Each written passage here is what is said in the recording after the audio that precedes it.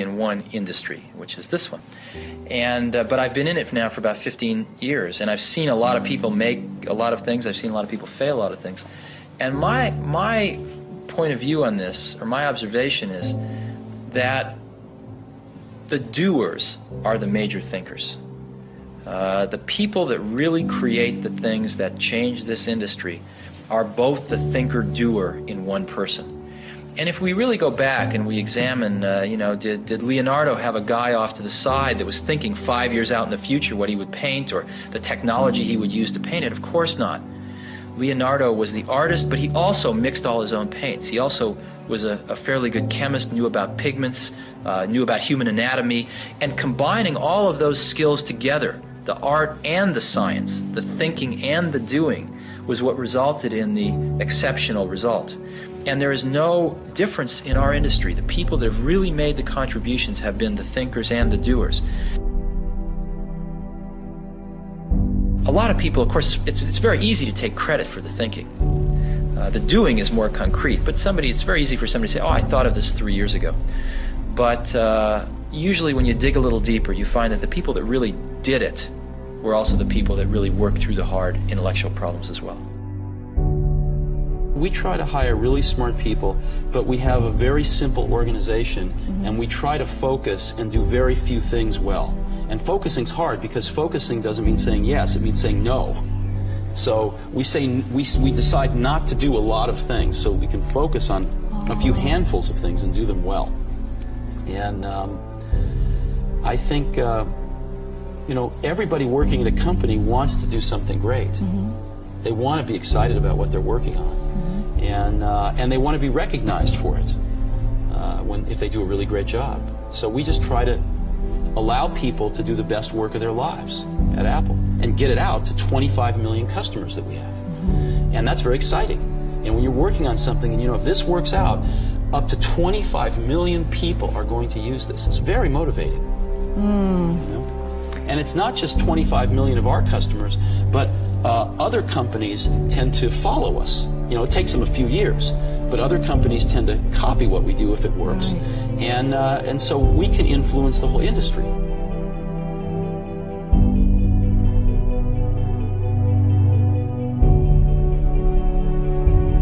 When I was a young kid, there was a widowed man that lived up the street. And he was in his 80s. He's a little scary looking. And I got to know him a little bit. I think he might have paid me to mow his lawn or something. And one day he said, come on into my garage, I want to show you something. And he pulled out this dusty old rock tumbler. And it was a motor and a coffee can and a little band between them. And he said, come on with me. We went out to the back and we got just some rocks, some regular old ugly rocks. And we put them in the can with a little bit of liquid and a little bit of grit powder. And we closed the can up and he turned this motor on. He said, come back tomorrow. And his can was making a racket as the stones went around. And I came back the next day and we opened the can and we took out these amazingly beautiful polished rocks. The same common stones that had gone in through rubbing against each other like this, creating a little bit of friction, creating a little bit of noise, had come out these beautiful polished rocks.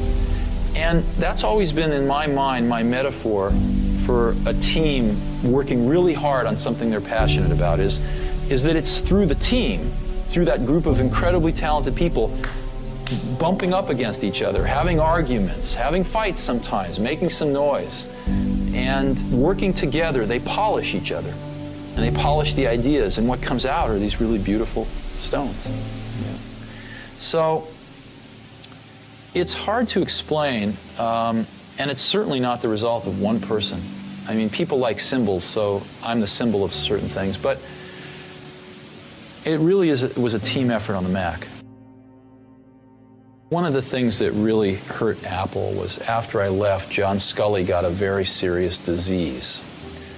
And that disease, I've seen other people get it too. It's the disease of thinking that a really great idea is 90% of the work. And that if you just tell all these other people, you know, here's this great idea, then of course they can go off and make it happen. And the problem with that is that there's just a tremendous amount of craftsmanship in between a great idea and a great product.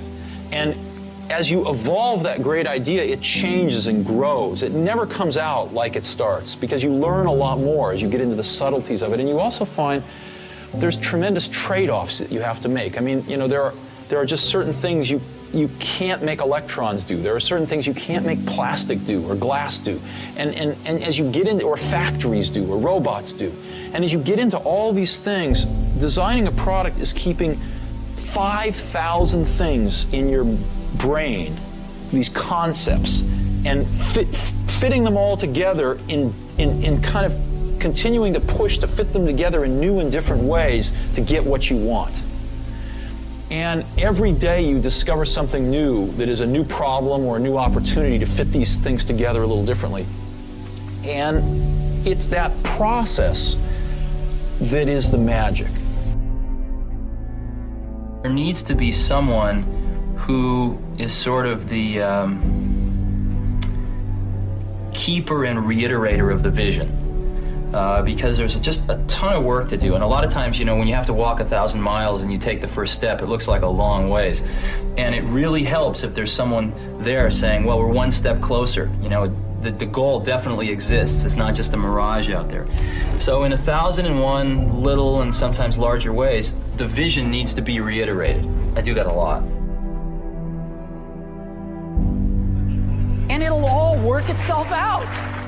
A lot of people come to me and they say, well, I want to be an entrepreneur. And I go, oh, that's great. What's your idea? And they go, well, I don't have one yet. And I say, well, I think you should go get a job as a busboy or something until you find something you're really passionate about, because it's a lot of work. And I'm convinced that about half of what separates the successful entrepreneurs from the non-successful ones is pure perseverance. It is so hard. You pour so much of your life into this thing. There are such rough moments in time that most people give up.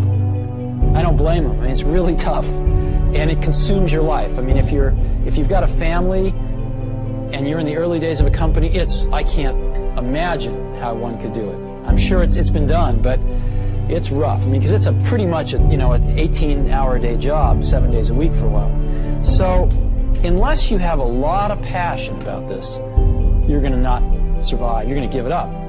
So you got to have an idea. Or a problem or a wrong that you want to right that you're passionate about. Otherwise, you're not going to have the perseverance to stick it through. And I think that's half the battle right there. Now that's why you need to do it young. Now that's why we started Apple. We said, you know, we have absolutely nothing to lose. I was 20 years old at the time. Woz was 24 or 5. So we have nothing to lose. I mean, we have no families, no children, no houses. Woz had an old car. You know, I had a Volkswagen van. I mean, all we were going to lose is our cars and the shirts off our back. We had nothing to lose, and we had everything to gain. And we figured, even if we crash and burn and lose everything, the experience will have been worth 10 times the cost. So what did we have to lose? There was no risk. And that's, you know, I think that's a very healthy way to look at it. Some people say, well, you could have gone to college and been a lawyer. Well, you're right, but you can go to college and be a lawyer when you're 25. And there's nothing that stops you from doing that. The only thing you really have in your life is time. And if you invest that time in yourself to have great experiences that are going to enrich you, then you can't possibly lose. So I always advise people, don't wait. Do something when you're young, when you have nothing to lose, and keep that in mind. And I think that's the best way. Not that people can't start companies when they're 50. I've seen that. Very successful companies. But it's a lot easier when you're young and have nothing to lose and don't have the responsibilities to other people that you will acquire later on in your life. It's hard to remember how bad it was, you know, in early 80s. With IBM taking over the world with the PC, with DOS out there, it was far worse than the Apple II. And they tried to copy the Apple II, and they'd done a pretty bad job, and you needed to know a lot. And so things were kind of slipping backwards. And Macintosh was, you saw the 1984 commercial. I hope you have that in your archives. You know, Macintosh was basically this relatively small company, you know, in Cupertino, California, taking on the Goliath, IBM, and saying, wait a minute, your way is wrong. This is not the way we want computers to go. This is not the legacy we want to leave. This is not what we want our kids to be learning. This is wrong, and we are going to show you the right way to do it. And here it is, it's called Macintosh, and this is so much better that it's going to beat you. And we are going to do it. And that's what Apple stood for. Things are packages of emphasis. Some things are emphasized in a product, some things are not done as well in a product, some things are chosen not to be done at all in a product. And so different people make different choices. And if the market tells us we're making the wrong choices, we listen to the market. We're just people running this company. We're trying to make great products for people. And so we have at least the courage of our convictions to say, we don't think this is part of what makes a great product. We're going to leave it out. Some people are going to not like that. They're going to call us names. It's not going to be in certain companies' vested interests that we do that, but we're going to take the heat because we want to make the best product in the world for customers. And we're going to instead focus our energy on these technologies, which we think are in their ascendancy and we think are going to be the right technologies for customers. And you know what? They're paying us to make those choices. That's what a lot of customers pay us to do, is to try to make the best products we can. And if we succeed, they'll buy them. And if we don't, they won't. I didn't know how to explain it then, but I've thought a lot about it since. Most things in life, the dynamic range between average and the best is at most 2 to 1. Right? Like if you go to New York City and you get an average taxi cab driver versus the best taxi cab driver, you know, you're probably going to get to your destination with the best taxi cab maybe 30% faster. You know, in an automobile, what's the difference between an average and the best? Maybe, I don't know, 20%. The best CD player and an average CD player, I don't know, 20%. So 2 to 1 is a big dynamic range in most of life. In software, and it used to be the case in hardware too, the difference between average and the best is 50 to 1, maybe 100 to 1. Easy. Okay? Very few things in life are like this, but what I was lucky enough to spend my life in is like this. And so I've built a lot of my success off finding these truly gifted people and not settling for B and C players, but really going for the A players. And I found something. I found that when you get enough A players together, when you go through the incredible work to find, you know, 5 of these A players, they really like working with each other because they've never had a chance to do that before. And they don't want to work with B and C players. And so it becomes self-policing, and they only want to hire more A players. And so you build up these pockets of A players, and it propagates. And that's what the Mac team was like. They were all A players. And these were extraordinarily talented people.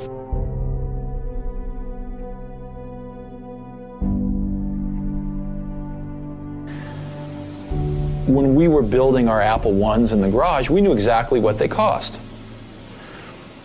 When we got into a factory in the Apple II days, the accounting had this notion of a standard cost, where you'd kind of set a standard cost, and then at the end of a quarter you'd adjust it with a variance. And I kept asking, well, why do we do this? And the answer was, well, that's just the way it's done. And after about 6 months of digging into this, what I realized was the reason you do it is because you don't really have good enough controls to know how much it costs. So you guess, and then you fix your guess at the end of the quarter. And the reason you don't know how much it costs is because your information systems aren't good enough. So, but nobody said it that way. And so later on, when we designed this automated factory for Macintosh, we were able to get rid of a lot of these antiquated concepts and know exactly what something cost to the second. So in business, a lot of things are, I call it folklore. They're done because they were done yesterday and the day before. And so what that means is if you're willing to sort of ask a lot of questions and think about things and work really hard, you can learn business pretty fast. It's not the hard. It's not rocket science. It's not rocket science, no.